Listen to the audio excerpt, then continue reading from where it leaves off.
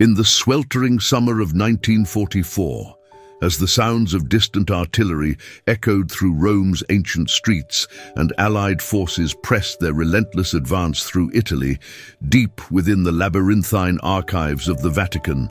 Dr. Heinrich Müller made a discovery that would forever alter the trajectory of Nazi Germany's desperate search for supernatural power. The 45-year-old German archaeologist, whose reputation for meticulous scholarship and linguistic expertise had earned him respect throughout European academic circles,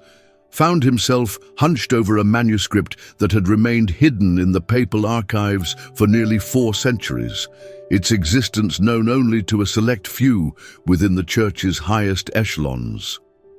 The ancient parchment, crafted from the finest vellum and inscribed with elegant Aramaic script interwoven with precise Latin annotations,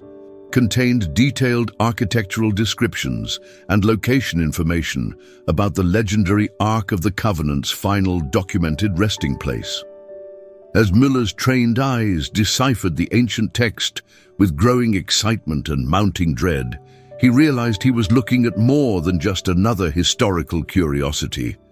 This document provided specific technical details about a sophisticated underground chamber system beneath Jerusalem's Temple Mount, complete with precise measurements, astronomical alignments, and what appeared to be an elaborate ancient security system designed to protect the sacred relic from unauthorized access. This discovery represented far more than another academic footnote destined for scholarly journals and university libraries. This intelligence was exactly what Heinrich Himmler's Ahnenerbe organization had been desperately seeking for years as part of their increasingly frantic obsession with mystical artifacts and supernatural weapons that might somehow reverse Germany's deteriorating military fortunes. The Reich had already invested enormous resources funding expeditions across the globe, from Tibet's frozen peaks to Africa's scorching deserts, all in pursuit of ancient knowledge and powerful relics that might provide the supernatural edge needed to achieve ultimate victory in a war that was turning increasingly against them. As Müller photographed each precious page with trembling hands, using specially modified equipment designed for archival work, he began to comprehend the enormous weight of responsibility that had suddenly fallen upon his shoulders. The scholar who had once believed that archaeological knowledge belonged to all humanity now found himself in possession of information that could potentially unleash forces beyond human comprehension upon an already war-torn world. The momentous Vatican discovery immediately fell into the eager hands of the Ahnenerbe, officially known as the Ancestral Heritage Research and Teaching Society, Heinrich Himmler's personal organization that had evolved far beyond its original academic mandate since its founding in 1935. What had begun as a legitimate scholarly institution dedicated to studying ancient Germanic history and proving Aryan racial superiority through archaeological evidence had gradually transformed into something far more sinister and mystical, operating with virtually unlimited resources and the full backing of the SS while conducting expeditions that blended genuine archaeological techniques with dangerous pseudoscientific pursuits and increasingly desperate occult investigations. Heinrich Himmler himself had become utterly obsessed with the notion that ancient artifacts and mystical knowledge could be harnessed to provide Germany with supernatural military advantages that conventional weapons and tactics could not achieve. His personal library contained thousands of volumes on subjects ranging from medieval alchemy to Tibetan mysticism, and he had personally championed and funded expeditions to the most remote corners of the earth in search of ancient wisdom and powerful relics. The Reichsführer SS had sent teams to Tibet's windswept plateaus seeking evidence of ancient Aryan civilizations, funded excavations in Iceland's volcanic landscapes looking for traces of prehistoric Nordic settlements, and sponsored research into everything from runic divination to the supposed supernatural properties of ancient Germanic burial sites. The Ahnenerbe's expeditions had taken German researchers to locations ranging from scientifically intriguing to completely fantastical, always driven by Himmler's unshakable belief that somewhere in the world lay artifacts or knowledge that could provide the Reich with powers transcending normal human limitations. Teams had explored southern France's caves, searching for ancient European civilizations, trekked through Amazon rainforests, investigating pre-Columbian cultures, and conducted extensive archaeological work throughout conquered territories, always seeking that one discovery that might change history's course. For an organization increasingly desperate to justify enormous expenditures while providing tangible results that might influence the war's outcome, the Ark of the Covenant represented the ultimate prize in this mystical arms race. According to biblical accounts and ancient Jewish traditions, this golden chest had demonstrated powers defying rational explanation, parting rivers, leveling fortified cities, and serving as a direct conduit to divine power that could destroy armies or protect the faithful, depending upon the righteousness of those who possessed it. Dr. Heinrich Müller found himself trapped in an increasingly impossible moral labyrinth that seemed to grow more complex and inescapable with each passing day as the implications of his discovery became clearer and the pressure from his Nazi superiors intensified. At 45 years old, he had dedicated his entire adult life to the careful study and preservation of human history, driven by a profound belief that archaeological knowledge represented humanity's collective heritage and should be pursued for the betterment of all people, rather than the advantage of any single nation or political ideology. When the war began, and German authorities started pressuring academics to contribute to the war effort, Müller had initially convinced himself that working within the system would allow him to protect important archaeological sites and artifacts from the widespread destruction that seemed to follow in the wake of military campaigns across Europe, North Africa, and the Middle East. Throughout the early years of the conflict, Müller had witnessed the systematic looting of museums, the destruction of ancient sites, and the appropriation of cultural treasures by various military and political organizations, experiences that had strengthened his resolve to preserve what he could through cooperation rather than resistance. He had reasoned that his expertise and reputation could serve as a shield for important archaeological materials, and that his participation in officially sanctioned expeditions might provide opportunities to document and protect sites that would otherwise be lost forever to the chaos of war. This rationalization had allowed him to maintain his scholarly integrity while collaborating with a regime whose methods and goals he found increasingly distasteful. However, as 1944 progressed and Germany's military situation became increasingly desperate, Müller watched in growing horror as his careful research and scholarly expertise were systematically weaponized and transformed into tools of potential mass destruction. The pure pursuit of knowledge that had once filled him with joy and intellectual satisfaction had been corrupted into something dark and dangerous, where ancient wisdom was valued not for its contribution to human understanding, but for its potential application in warfare and conquest.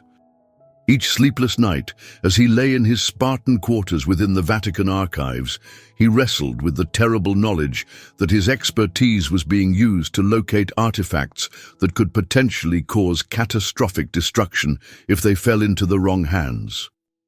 The discovery of the Vatican documents pointing toward the Ark's location represented a moral crisis that Müller could no longer ignore, rationalize, or postpone through further collaboration and compromise with a regime he had come to recognize as fundamentally evil. By October 1944, as autumn leaves began falling across a war-torn Europe where the sound of artillery had become a constant background to daily life,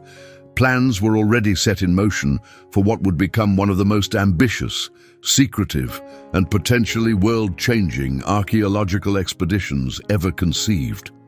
The mission, assigned the appropriately mystical and biblically significant codename Operation Covenant, was to be led by SS Oberführer Ernst Schäfer, a seasoned explorer and accomplished naturalist whose previous expeditions to Tibet's remote mountain regions had earned him a reputation as one of the Reich's most capable and resourceful expedition leaders, a man who possessed the rare combination of academic credentials, military discipline, physical endurance, and unwavering loyalty that made him the ideal choice for such a sensitive undertaking. Schäfer brought to the mission not only his considerable experience in organizing and leading expeditions under challenging conditions, but also a deep understanding of the political and military implications of archaeological discoveries in wartime. His previous work in Tibet had taught him the importance of maintaining absolute secrecy while operating in politically sensitive regions, and he had developed sophisticated techniques for conducting scientific research while avoiding detection by hostile forces or curious local populations. The carefully selected team that would accompany him to Jerusalem included some of Germany's most skilled archaeologists, each chosen not only for their technical expertise, but also for their discretion and political reliability. Experienced mining engineers capable of conducting complex excavation work under challenging conditions, and a contingent of specially chosen SS officers whose courage, dedication, and ability to maintain operational security had been proven through previous covert operations. The expedition's official cover story was carefully crafted to be both believable and historically legitimate. They would present themselves as conducting routine archaeological surveys in the historically rich region around Jerusalem, building upon legitimate pre-war German archaeological interests and scholarly relationships that had been established during peacetime academic exchanges. This cover would allow them to bring necessary equipment and personnel into the region without immediately arousing suspicion from British authorities or local resistance groups who might be monitoring German activities. In reality, the expedition members were racing against time itself, knowing that their window of opportunity was closing rapidly as Allied forces continued their relentless advance, and Germany's ability to support such ambitious overseas operations diminished with each passing week. The team faced enormous logistical challenges, ranging from securing reliable transportation through increasingly dangerous territory to obtaining specialized archaeological equipment. The precious Vatican documents revealed an intricate tapestry of ancient knowledge that seemed almost impossibly sophisticated for its apparent historical period, containing not only detailed information about the Ark's physical construction and supposed divine powers, but also comprehensive descriptions of the elaborate security measures and protective systems that had been designed by ancient engineers and priests to safeguard the sacred relic from those deemed unworthy of approaching it. According to these carefully preserved texts, the legendary golden chest contained far more than just the stone tablets inscribed with the 10 Commandments that most people associated with the Ark's biblical significance. The documents described additional sacred objects housed within the vessel, Aaron's miraculous rod that had budded with almonds as a sign of divine favor, and a jar containing manna, the mysterious bread from heaven that had sustained the Israelites during their 40 years of wilderness wandering. Each of these sacred items was described in the ancient texts as possessing specific supernatural properties that, when combined and contained within the specially consecrated golden chest of the Ark, created something far more powerful and potentially dangerous than the sum of its individual components. The texts spoke of divine fire that would consume those who approached with impure intentions, of plagues that would strike down entire armies attempting to capture it for worldly purposes, and of miraculous victories granted to those who carried it into battle with pure hearts and righteous cause. More immediately important for the German expedition's practical purposes, the documents contained extraordinarily detailed geometric patterns, precise astronomical alignments, and comprehensive architectural specifications that would supposedly reveal the exact location of the hidden underground chamber where the Ark had been secreted away during the final days before the Second Temple's destruction. These ancient blueprints described a sophisticated multi-layered security system that relied not only on physical barriers and hidden passages, but also on precise celestial mechanics and astronomical knowledge that demonstrated a level of scientific understanding that seemed remarkably advanced for its historical period. Dr. Müller spent countless sleepless nights hunched over these precious documents, painstakingly translating obscure passages written in archaic dialects, cross-referencing astronomical data with modern calculations, and gradually piecing together what appeared to be an ancient instruction manual for accessing one of history's most carefully guarded secrets. The deeper he delved into this ancient knowledge, the more he began to appreciate the profound sophistication and careful planning of whoever had designed this elaborate protective system. As the harsh winter of 1944 approached with its promise of shortened days and increased difficulty for all military operations, and as Germany's overall strategic situation continued its relentless deterioration on multiple fronts, from the Eastern Front, where Soviet forces were advancing inexorably toward German territory, to the Western Front, where Allied armies were consolidating their foothold in France and preparing for the final assault on the Reich, the Jerusalem expedition faced mounting pressure from increasingly desperate high-ranking officials who viewed Operation Covenant as potentially one of the last realistic opportunities to achieve some kind of supernatural breakthrough that might somehow alter the war's inexorable trajectory toward German defeat.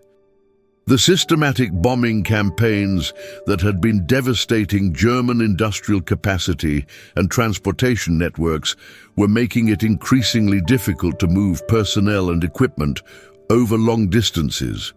while the ongoing military commitments on multiple fronts meant that critical resources, including fuel, transportation assets, and experienced personnel, were becoming increasingly scarce and precious. In this context of growing desperation and rapidly diminishing options, the mystical promise represented by the potential recovery of the Ark of the Covenant took on significance that went far beyond mere archaeological interest or religious curiosity for true believers in the Nazi hierarchy who had become convinced that supernatural intervention represented their only hope for avoiding complete defeat and destruction. The Ark represented not just another ancient artifact to be added to their collections, but potentially the salvation of the entire Reich. Schaefer's expedition team worked with increasingly frantic intensity to prepare the specialized equipment that would be necessary for conducting a major archaeological excavation in one of the world's most politically sensitive and religiously significant locations. The logistical challenges they faced were enormous and growing more difficult each day. They needed portable but powerful drilling equipment capable of penetrating ancient stone construction, sophisticated surveying instruments that could function accurately in underground conditions, climbing and excavation gear suitable for navigating potentially dangerous underground passages, and most challengingly of all, they needed to transport all of this bulky and obviously specialized equipment secretly through territory that was increasingly controlled by hostile forces. Every piece of equipment had to be carefully disguised, disassembled, or concealed within seemingly innocent containers that could pass casual inspection by enemy agents or suspicious local populations, while still remaining functional and accessible when needed for the actual excavation work. In the cold darkness of a moonless November night in 1944, as ancient stars wheeled overhead in the same eternal patterns that had guided pilgrims, conquerors, and seekers of divine truth to this most holy of cities for more than 3 millennia, Schaeffer's carefully selected expedition team finally arrived in Jerusalem through a circuitous and perilous route that had taken them through multiple checkpoints, safe houses, and carefully planned rendezvous points designed to avoid detection by the increasingly vigilant British security forces and growing networks of local resistance fighters who were becoming more bold and effective as Allied victory seemed increasingly certain. The journey itself had been fraught with danger and uncertainty, requiring the team to travel through territory where their presence would be immediately suspicious and potentially fatal if discovered. The ancient city that greeted them was a powder keg of conflicting tensions, competing loyalties, and barely contained violence, where various religious, political, and ethnic factions were positioning themselves for whatever post-war reality might emerge from the global chaos that was reshaping the entire political landscape of the Middle East.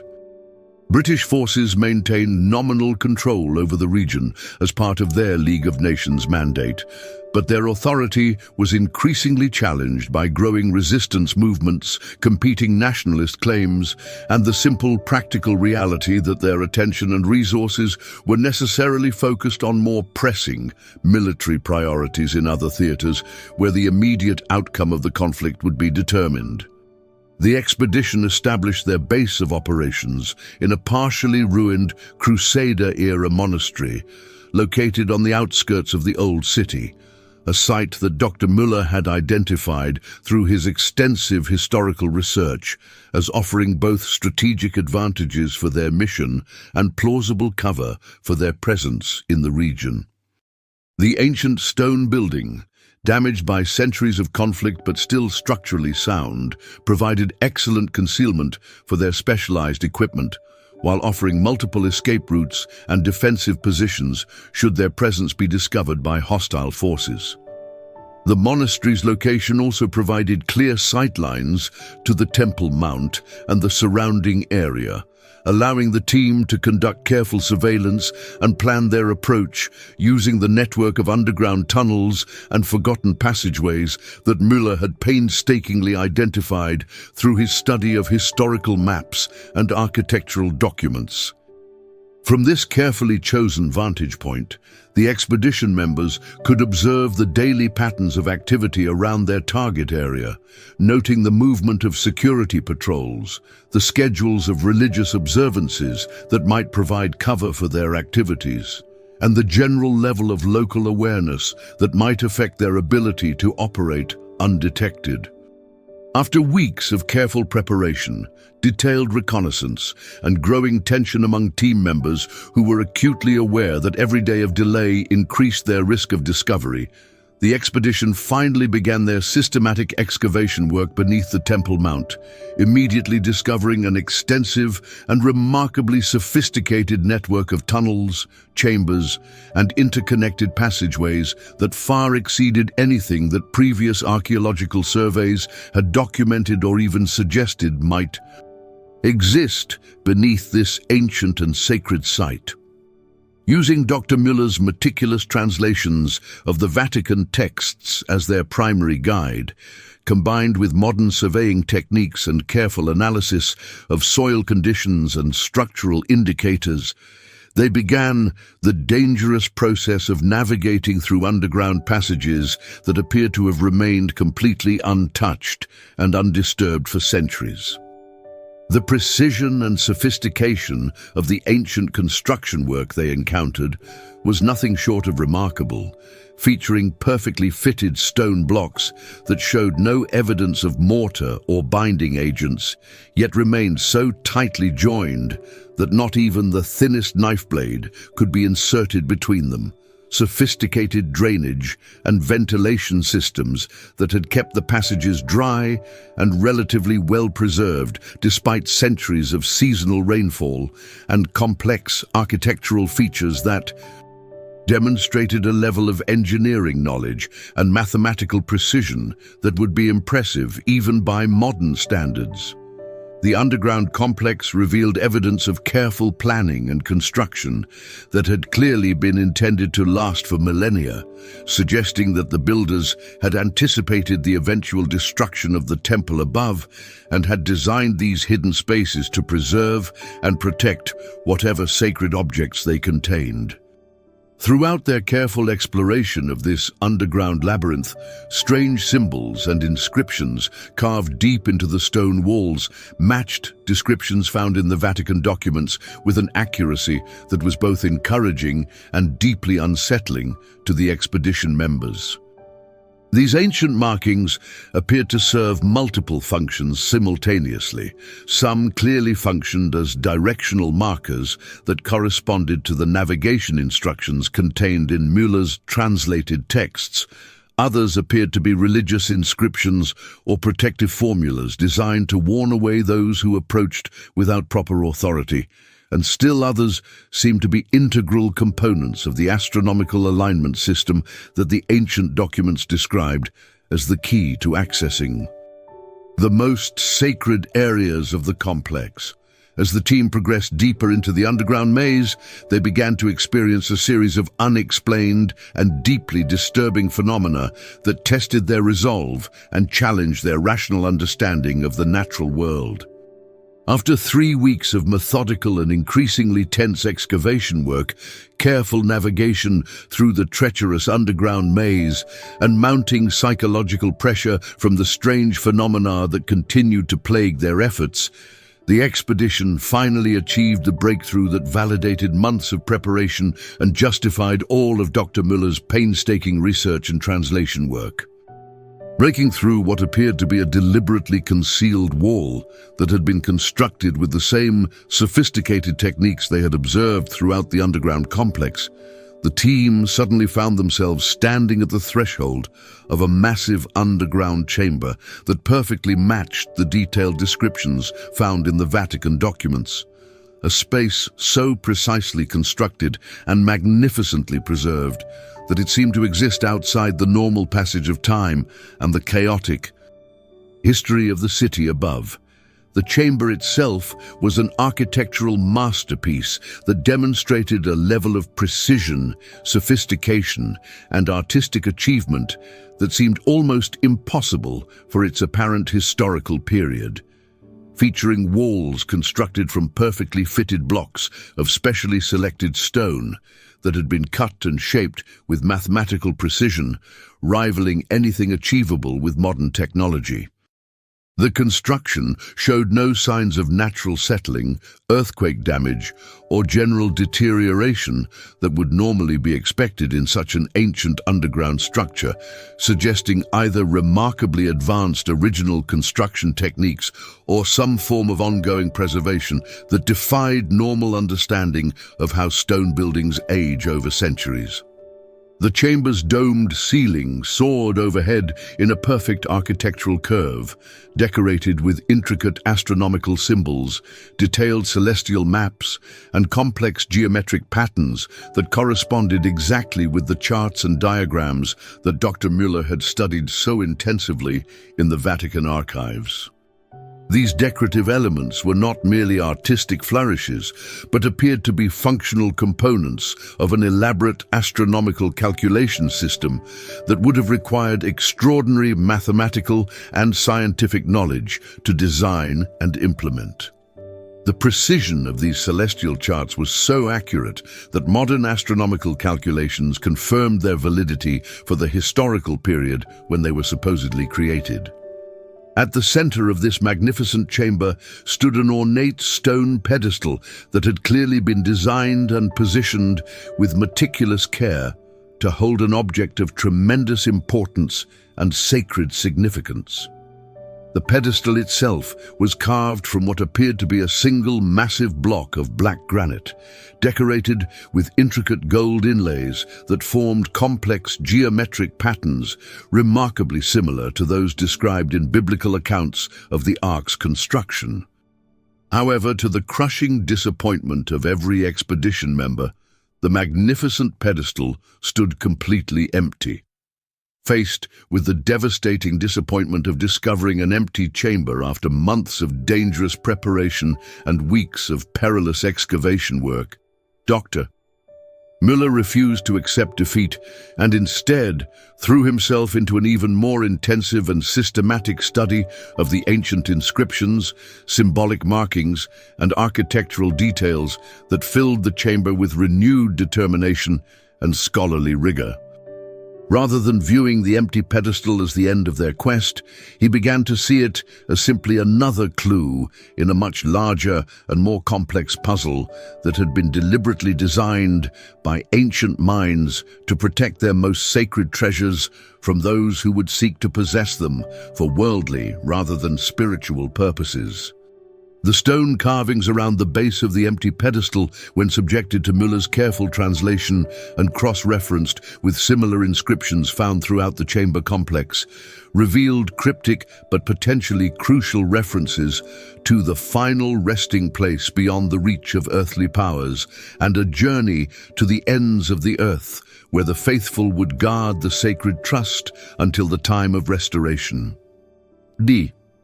These tantalizing phrases, while frustratingly vague in their specific details, suggested that the removal of the ark from this chamber had not been a hasty evacuation in the face of immediate danger, but rather a carefully planned and methodically executed operation that was part of a much larger strategy for protecting the sacred relic from potential desecration.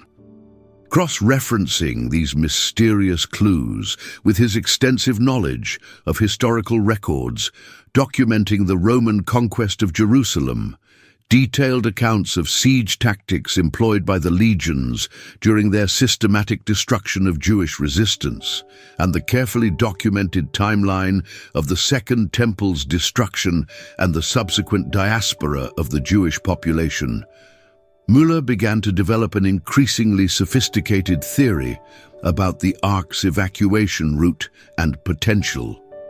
destinations. His research suggested that the temple's defenders, recognizing the inevitable outcome of their military situation, but remaining absolutely determined to protect their most sacred artifacts from desecration, had organized and executed a carefully planned evacuation operation that had been set in motion well before the final assault on the city.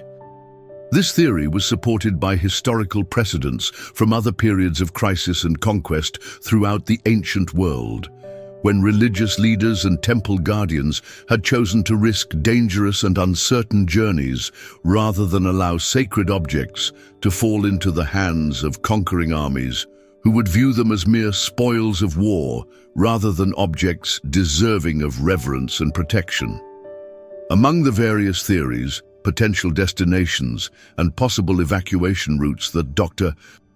Müller considered during his intensive analysis of the fragmentary evidence and cryptic clues discovered in the empty chamber beneath the Temple Mount. One particular passage in the ancient inscriptions captured his attention with unusual intensity and seemed to offer the most promising and historically supported lead for continuing their increasingly desperate search. The enigmatic reference spoke eloquently and specifically of the land of the Queen of Sheba and mentioned guardians who watch eternally in the mountains of fire, descriptions that seemed to point unmistakably toward the ancient highland kingdom of Ethiopia, a connection that aligned remarkably well with established historical trade relationships, documented diplomatic connections, and long-standing local religious traditions that had been maintained for centuries by the Ethiopian Orthodox Church. Cross-referencing this tantalizing clue with extensive historical accounts, carefully preserved oral traditions, and detailed documentation of ancient trade routes that had connected the Mediterranean world with sub-Saharan Africa for millennia, Müller began to develop an increasingly compelling theory that the Ark of the Covenant might have been transported to the remote highlands of Ethiopia as part of the carefully planned evacuation operation that had saved it from Roman destruction. This hypothesis was further strengthened by its remarkable alignment with traditional Ethiopian religious claims and local legends that had been maintained with extraordinary consistency for over 1,000 years by successive generations of Ethiopian Orthodox believers. Ethiopian Orthodox tradition had maintained for centuries that the legendary Queen of Sheba, known locally by the name Queen Makeda and celebrated in Ethiopian tradition as one of their greatest rulers, had traveled to Jerusalem during the reign of King Solomon to engage in diplomatic negotiations and religious discussions that had strengthened the bonds between their two kingdoms. According to these carefully preserved accounts, Queen Makeda had not only met with Solomon and been impressed by his wisdom and the magnificence of his temple, but had also established intimate personal relationships that resulted in the birth of a son who would eventually become the founder of the Ethiopian imperial dynasty. More significantly for the German expedition's purposes, these same traditional accounts maintained that Queen Makeda had been granted special access to the temple's most sacred spaces and had been entrusted with bringing the true Ark of the Covenant back to her highland kingdom, where it would be protected by successive generations of specially chosen guardians who would maintain eternal vigilance over this most precious of sacred relics. According to Ethiopian Orthodox tradition, the Ark had been housed for centuries in the ancient city of Aksum, specifically within the Church of Our Lady Mary of Zion, where it was guarded by a succession of specially chosen monks who had taken solemn vows of absolute secrecy and lifelong dedication.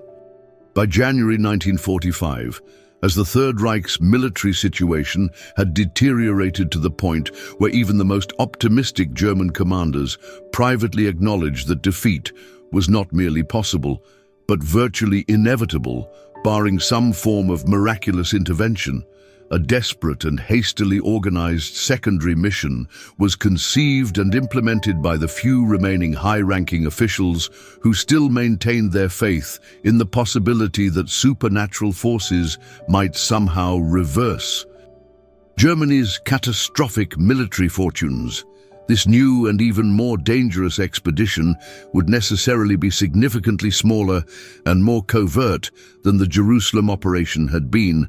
operating with minimal official support and relying heavily on the personal networks and accumulated expertise of its participants rather than the extensive logistical infrastructure that had supported earlier Ahnenerbe expeditions. The Ethiopian mission would be led personally by Dr.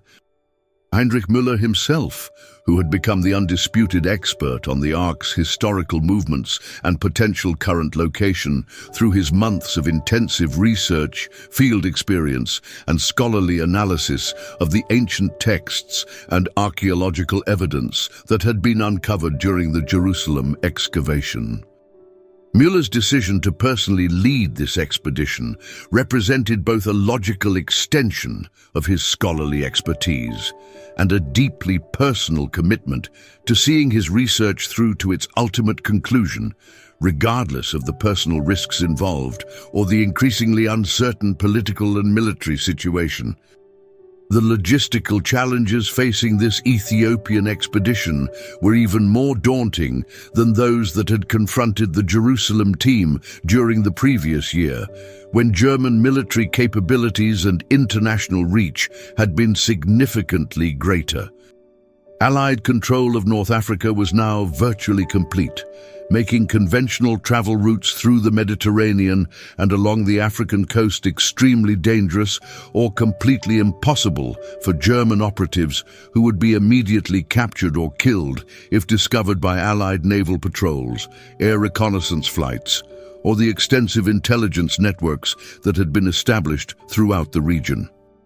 The expedition team was therefore forced to rely on an extremely complex and perilous combination of transportation methods that included submarine transport along hostile coastlines where Allied naval superiority made detection almost certain, dangerous overland routes through desert territories controlled by local groups whose loyalties were uncertain, and careful navigation through regions where German presence would immediately result in capture and interrogation.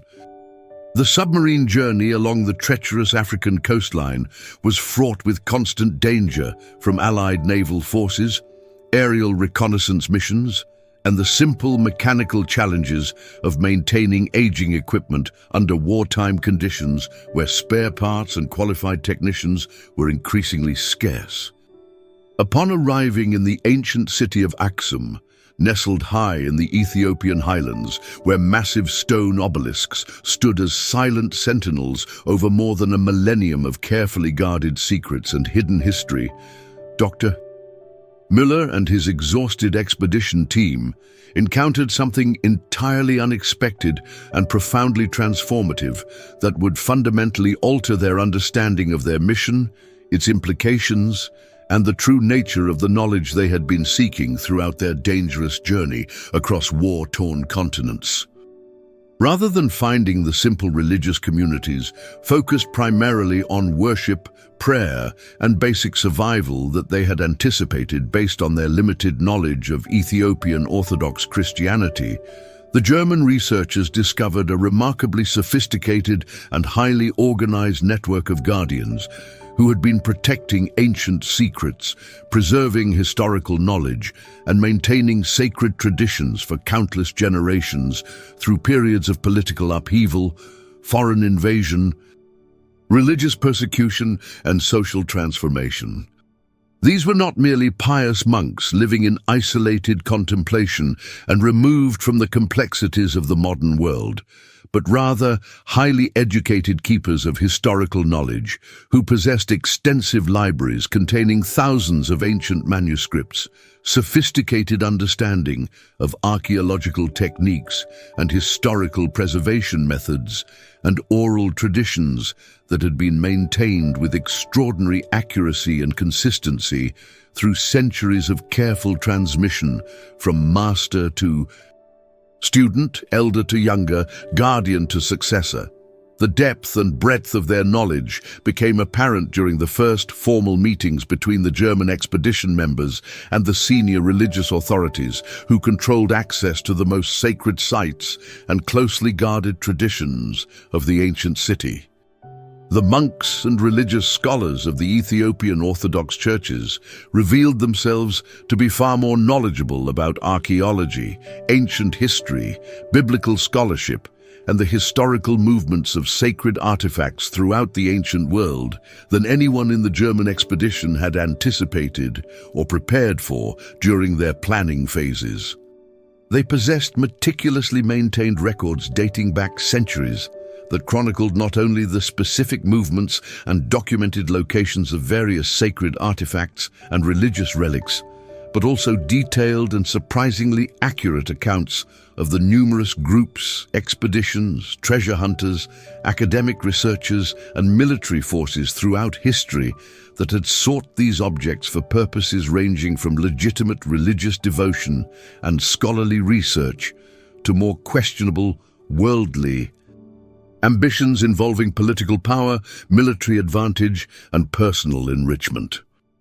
These Ethiopian guardians had developed over the centuries sophisticated and effective systems for protecting their most sensitive secrets while simultaneously maintaining the sacred traditions, religious observances, and cultural practices that had been entrusted to their care by previous generations, who had recognized the importance of preserving this knowledge for future times when it might be needed by those who approached with pure intentions and genuine respect for the sacred nature of what they protected. Through weeks of careful negotiation, scholarly exchange, and the gradual building of mutual trust and respect with the Ethiopian guardians who controlled access to the most sacred sites and closely protected traditions of ancient Aksum, Dr. Müller eventually gained access to ancient Ethiopian texts, carefully preserved oral histories, and documented traditions that provided what appeared to be the final crucial pieces of the complex historical puzzle he had been attempting to solve throughout months of dangerous research, perilous travel, and scholarly investigation that had taken him from the archives of the Vatican to the underground chambers beneath Jerusalem, and finally to the highland sanctuaries of Ethiopia, where ancient wisdom had been preserved through centuries of political upheaval and social transformation. These precious documents, written in the ancient Ge'ez script that had been used for religious and scholarly purposes in Ethiopia for over a millennium, and maintained in environmental conditions that had preserved them remarkably well, despite their considerable age and the various threats they had survived throughout their long history, revealed a complex, fascinating, and previously unknown history of the Ark's movements, locations, and protective measures throughout the turbulent centuries. Following the catastrophic destruction of the Second Temple in Jerusalem by Roman legions in 70 AD, the information contained within these carefully guarded texts fundamentally challenged many of Dr. Müller's previous assumptions about the Ark's history and location, while simultaneously confirming the essential accuracy of his research methodology, theoretical framework, and analytical approach.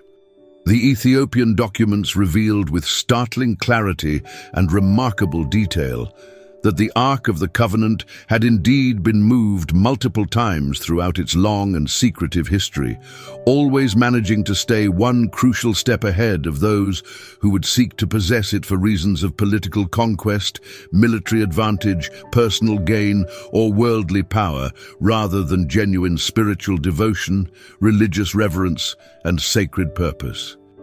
The sacred object had been carefully and methodically transported from location to location by successive generations of dedicated guardians who understood that its protection required not just physical security measures and military defense, but also the spiritual wisdom to recognize when changing circumstances demanded relocation to ensure continued safety.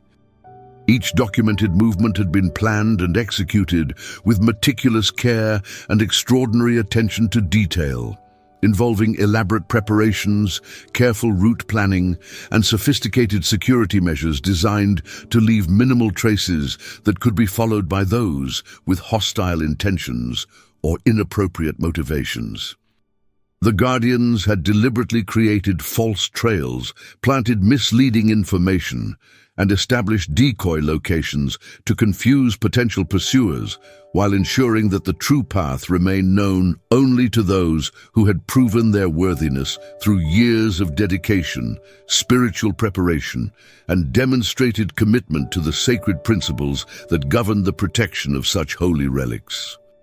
As February 1945 arrived with increasingly desperate news from the European theater,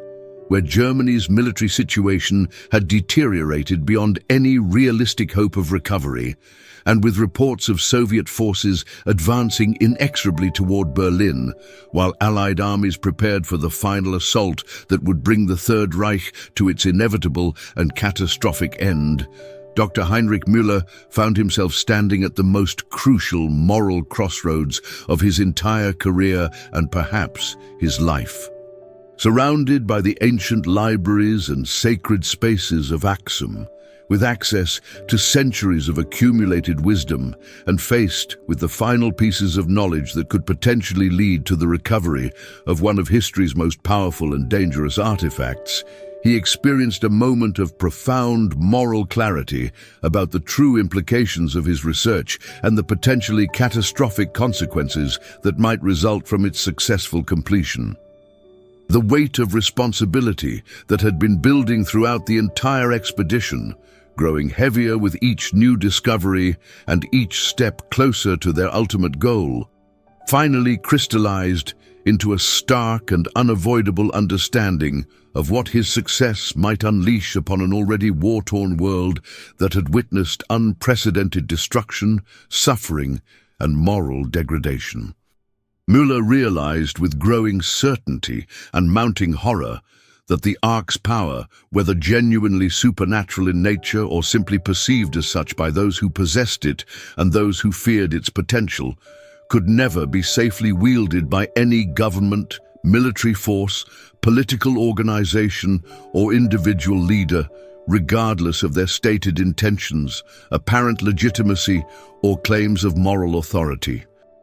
The very nature of such absolute power seemed to inevitably corrupt those who sought it, transforming even well-intentioned individuals and organizations into potential tyrants and oppressors who might justify terrible actions, massive destruction, and widespread suffering in the name of wielding divine authority and implementing what they believed to be righteous purposes.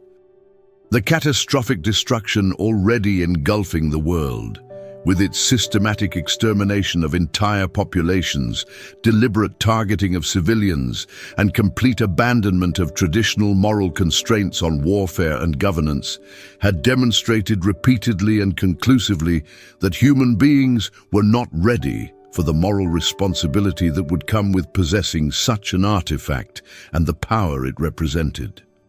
In a decision that would forever alter the course of the search for the Ark of the Covenant and ensure that its location would remain hidden from those who would misuse its power,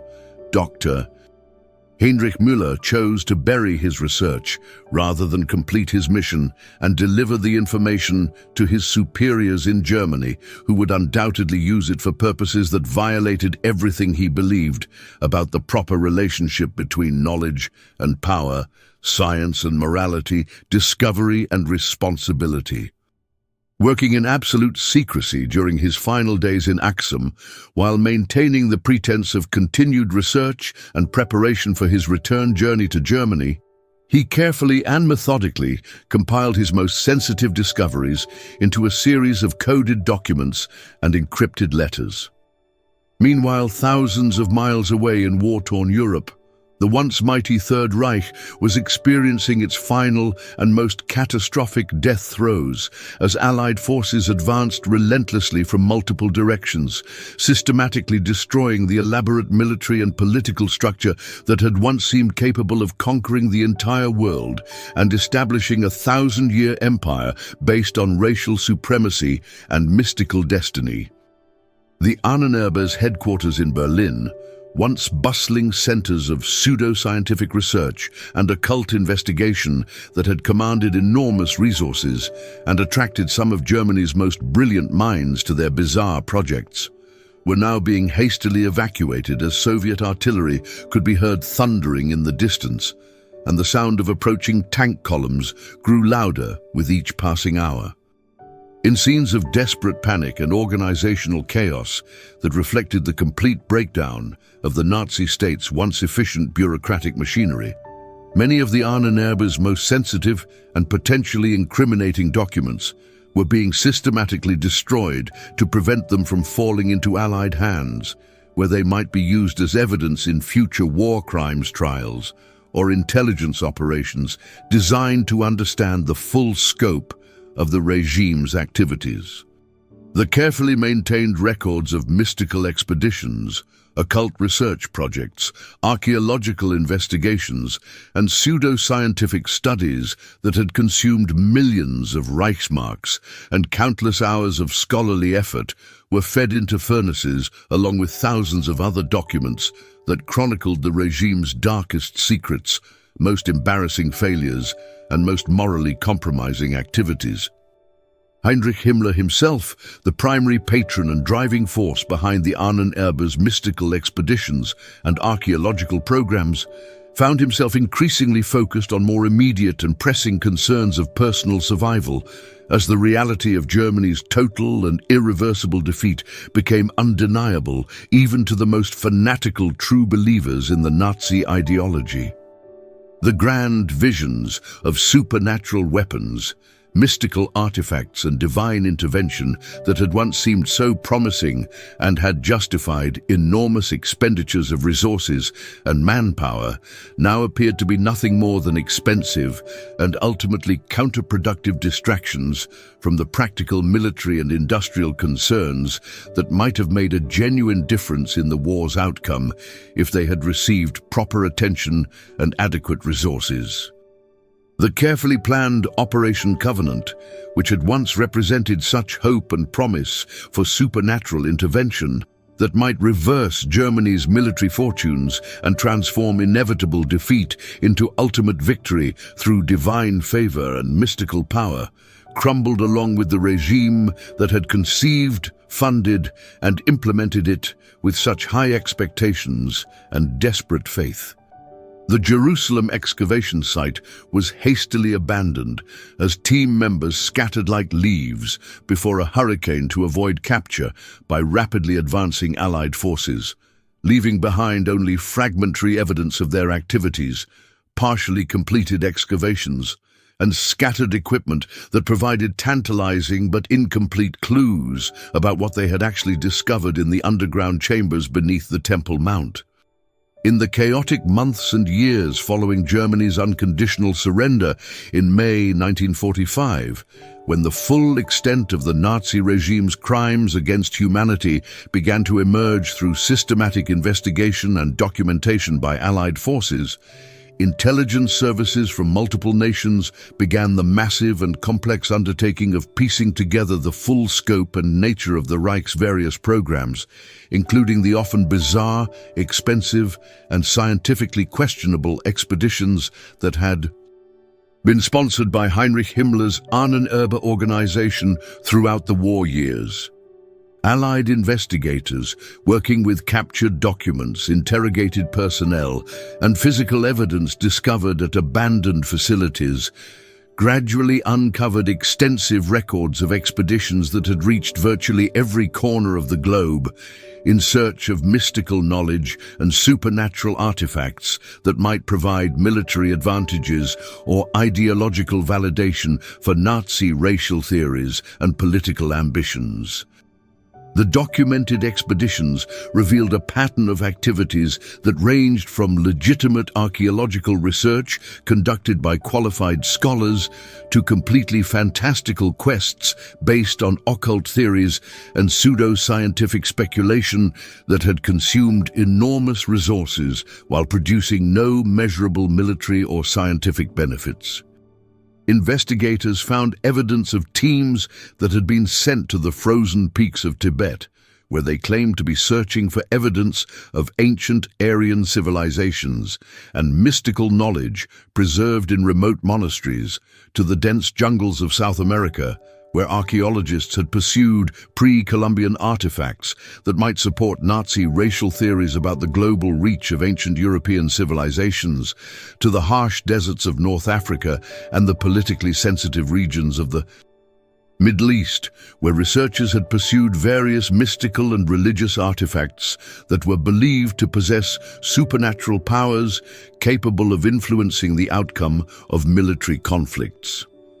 The Jerusalem excavation site was eventually discovered and thoroughly investigated by British authorities, working in cooperation with local archaeological experts and international scholars who were attempting to understand the full scope of German activities in the region during the final years of the war. The investigation revealed clear evidence of extensive and sophisticated underground excavation work that demonstrated considerable archaeological expertise, careful planning, and access to high-quality equipment and experienced personnel. The underground chambers and tunnel systems showed unmistakable signs of recent activity, including tool marks, equipment caches, and temporary installations that had been hastily abandoned when the expedition was forced to evacuate the site as Allied forces advanced toward Jerusalem. However, despite the obvious evidence of major archaeological work and the discovery of sophisticated excavation equipment that had been left behind during the hasty evacuation, the true significance and ultimate results of what had been discovered in those underground chambers remained frustratingly unclear and tantalizingly incomplete. Most of the expedition's detailed documentation, research notes, and analytical findings had been systematically destroyed or carefully hidden before the team's departure, leaving investigators with clear evidence of the scope and sophistication of the work that had been conducted, but with very little concrete information about what had actually been found, what conclusions had been reached, or what implications the discoveries might have had for understanding the historical significance of the site. Most mysteriously and significantly for future investigators and researchers, Dr. Heinrich Müller had vanished completely from the historical record, leaving no trace of his ultimate fate, current whereabouts, or the disposition of the extensive research materials and scholarly findings that he had accumulated during his months of intensive investigation and fieldwork. In the decades following the end of World War II and the gradual emergence of declassified intelligence documents that began to reveal the true scope of Nazi archaeological and occult research programs, the search for both the Ark of the Covenant and Dr. Müller's missing research became the subject of intense and sustained interest from an extraordinarily diverse array of groups, organizations, and individuals, with motivations ranging from legitimate scholarly curiosity to treasure hunting, religious devotion, national security concerns, and simple adventure seeking that drew people from around the world to pursue one of history's most enduring and tantalizing mysteries. Professional archaeological expeditions, funded by prestigious universities, established research institutions, and well-respected scholarly organizations, attempted to follow up on the fragmentary leads and incomplete clues left behind by the German wartime expeditions, using modern scientific methods, advanced technological equipment, and more culturally sensitive approaches to investigate ancient sites and engage with local religious traditions and archaeological evidence. These legitimate academic efforts were accompanied by countless amateur treasure hunters, weekend archaeologists, and adventure seekers who were motivated by dreams of discovering one of history's greatest artifacts and achieving the fame, fortune, and historical significance that would inevitably accompany such a momentous find. Many of these amateur investigators pursued their own independent research, using whatever declassified intelligence documents, scholarly publications, and historical clues they could piece together from libraries, archives, and increasingly internet sources that made previously inaccessible information available to anyone with sufficient determination and basic research skills. Various national intelligence agencies, recognizing the potential strategic and psychological implications of recovering an artifact that might be perceived as possessing supernatural power or divine authority, quietly conducted their own classified investigations while maintaining official skepticism about the likelihood of success and the genuine historical existence of the Ark as described in biblical and traditional accounts. The psychological and propaganda value of possessing such an artifact, regardless of whether it actually possessed any supernatural properties or measurable powers, was understood by intelligence professionals to be potentially enormous in an era when global conflicts increasingly involved battles for the hearts and minds of populations rather than purely conventional military confrontations between opposing armies.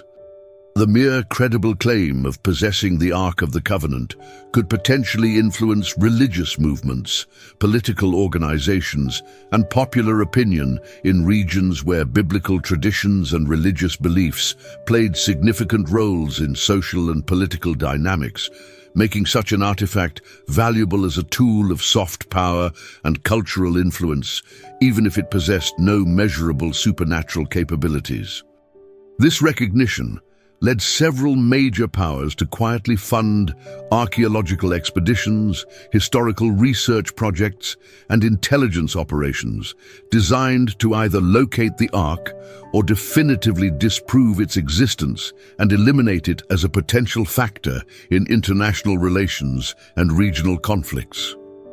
Despite decades of intensive investigation, systematic searching, scholarly research, and the application of increasingly sophisticated archaeological techniques and historical analysis methods,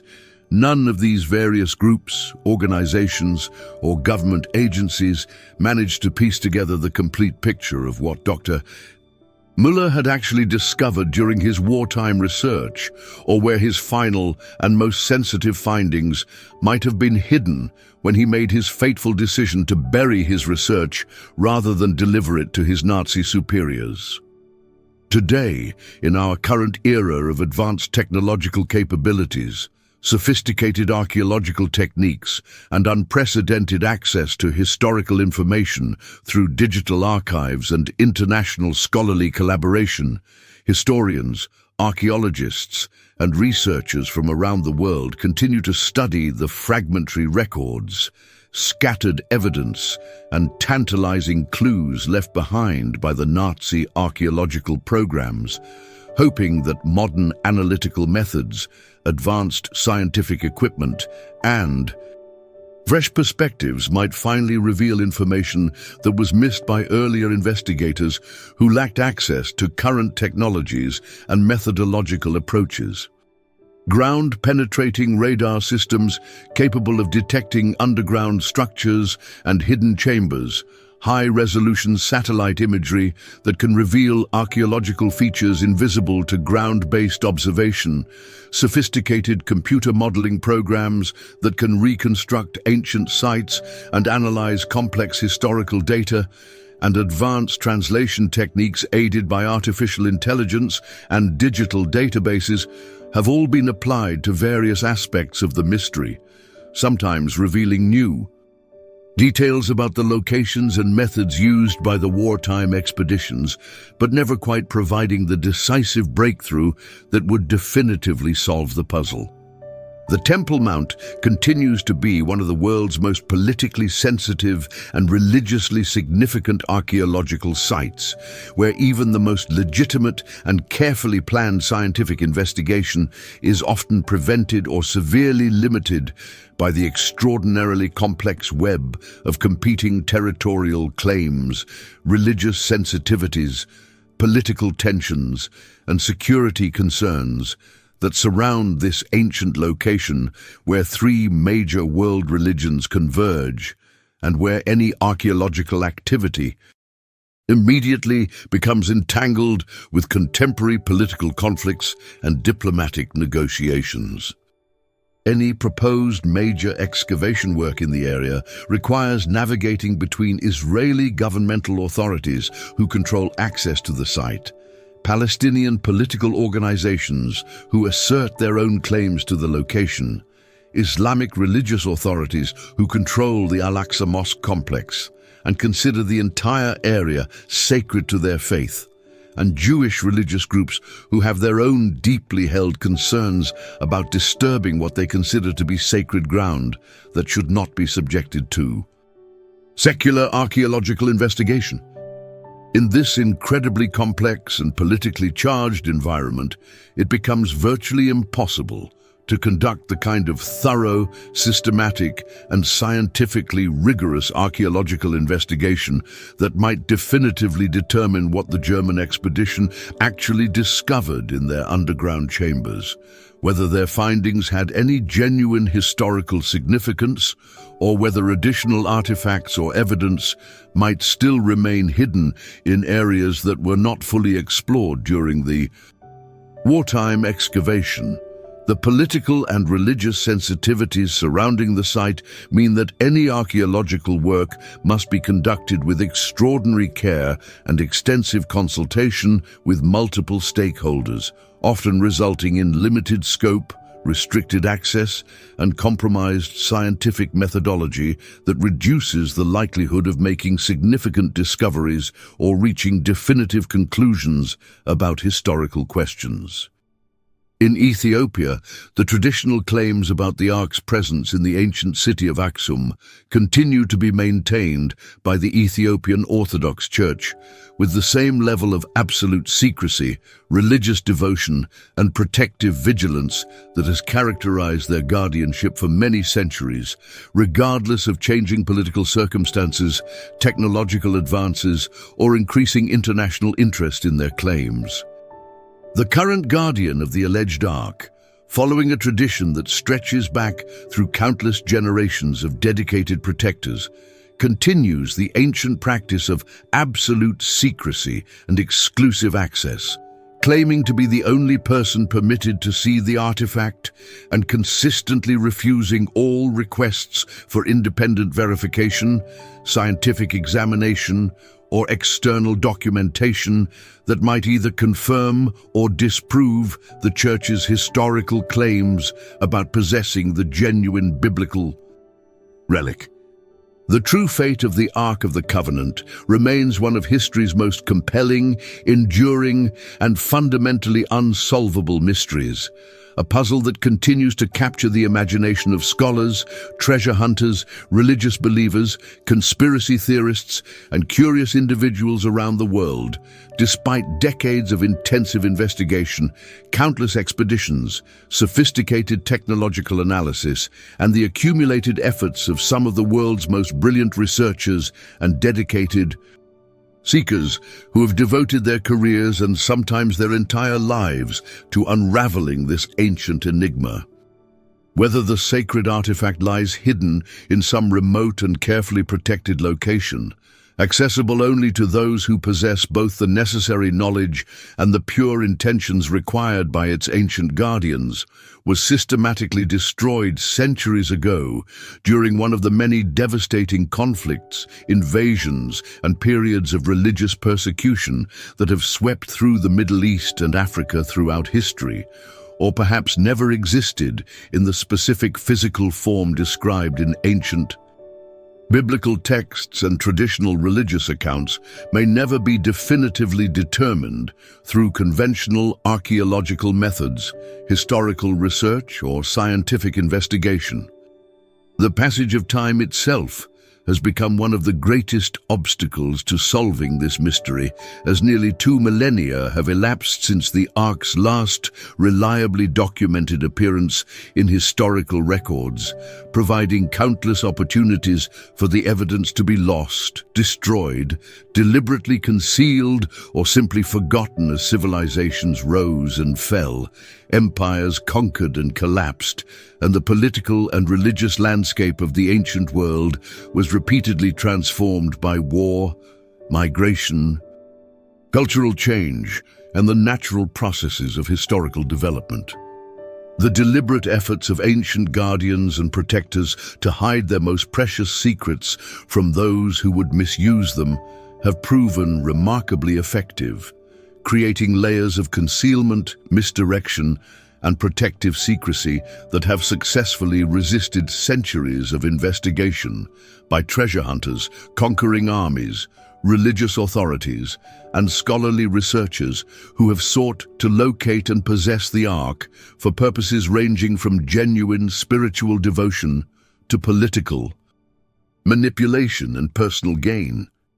What can be stated with far greater certainty and historical confidence is that the Nazi search for the Ark of the Covenant represents a particularly dark, troubling and morally instructive chapter in the complex and often problematic relationship between archaeological research and political power, demonstrating with crystal clarity how the legitimate pursuit of historical knowledge and scientific understanding can be corrupted, weaponized, and perverted by those who seek to use ancient artifacts, mystical beliefs and cultural heritage as tools of conquest, ideological validation and political domination rather than as sources of genuine understanding, cultural enrichment and human enlightenment. The story serves as a powerful and eternally relevant reminder of the dangers that inevitably arise when scientific research becomes subordinated to political ideology, when scholarly investigation is twisted to serve military purposes, and when the quest for knowledge becomes entangled with dreams of supernatural power and absolute authority over other human beings. Dr.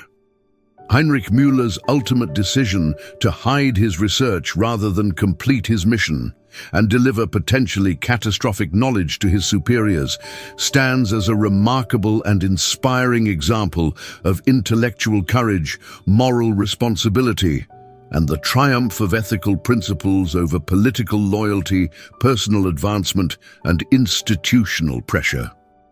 His choice to prioritize the safety and well-being of humanity over loyalty to his government, career advancement, or personal survival demonstrates that true scholarship carries with it an inescapable obligation to consider not just what can be discovered through scientific investigation, but what should be discovered, how such knowledge might be used by those who gain access to it, and what responsibility researchers and scholars bear for the ultimate consequences of their discoveries and the uses to which their findings might be put by others. Perhaps most significantly and enduringly, the story demonstrates that some treasures are best left unfound, some secrets are meant to remain hidden until humanity develops the wisdom and moral maturity necessary to handle them responsibly, and some powers are simply too great for any individual, organization, or nation to wield safely without the risk of causing catastrophic harm to themselves and others.